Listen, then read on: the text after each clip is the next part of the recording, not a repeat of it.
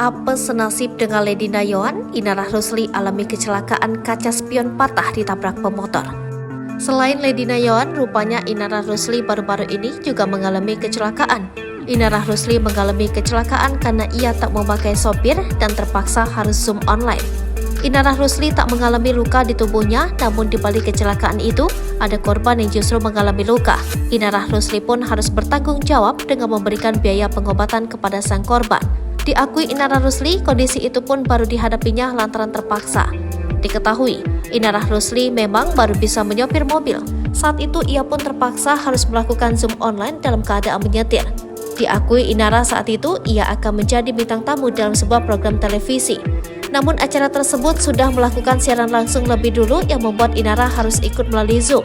Saat tengah Zoom sambil menyetir, rupanya di depan Inara terdapat pengendara motor yang melaju kencang namun berhenti mendadak. Sontak saja untuk menghindari, Inara terpaksa rem mendadak.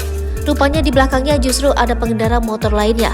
Hal inilah yang membuat pengendara motor tersebut menyenggol mobil Inara Rusli. Kejadian itu menyebabkan sang pengendara motor menabrak tembok. Di sisi lain, spion mobil Inara Rusli patah. Dalam hal ini, Inara Rusli pun tak meminta ganti rugi dan justru memberi uang untuk berobat pengendara motor. Dalam kesempatan tersebut, Inara Rusli mengaku baru pertama kali menyetir mobil sambil online menggunakan aplikasi di ponselnya.